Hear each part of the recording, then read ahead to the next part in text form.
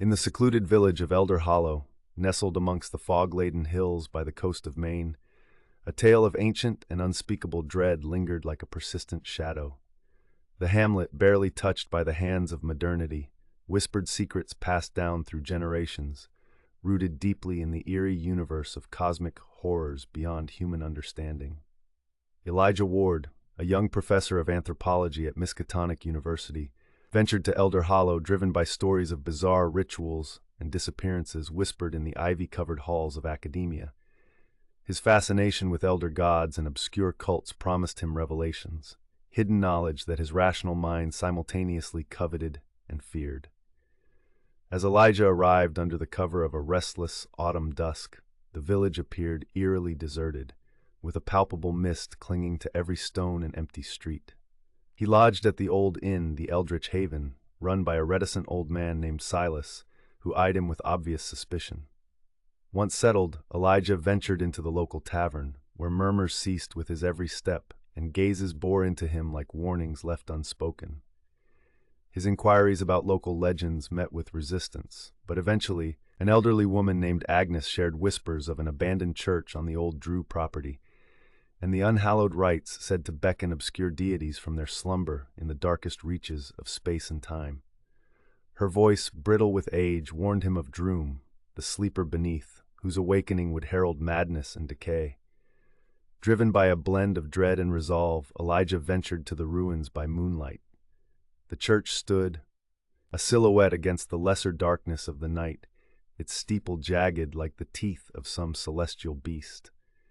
Inside, the air was thick with a history of whispered prayers and screams, the walls scarred by etchings of tentacled horrors that danced in the flickering light of his lantern. Deeper within the ruin, he found the remnants of a circular chamber, its floor a mosaic depicting the cosmos with Earth as but a mere speck among the unfeeling vastness. In the center, a stone altar stained with eons of blood presided.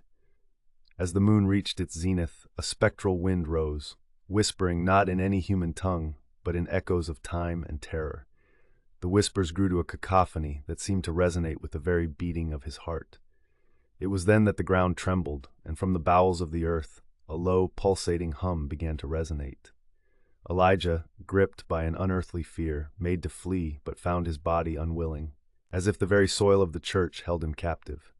Serpentine shadows slithered across the walls, coiling around pillars and pews, drawing inexorably closer.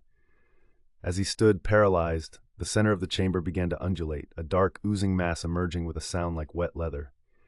Elijah, in his terror, finally understood the terrible truth, that the elder gods were not myth, but dread reality. Droom, the sleeper, was awakening, and he had unwittingly heralded its coming.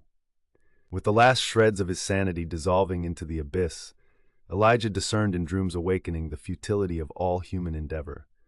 All love, hatred, and curiosity but brief, flickering candles in the overwhelming darkness of eternity.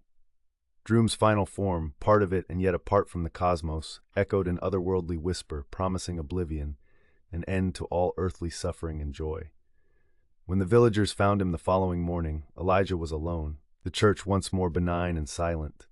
Yet his eyes held a void, and his whispered ravings spoke of realms beyond the realms of man, of a creature whose dreams could unmake the world.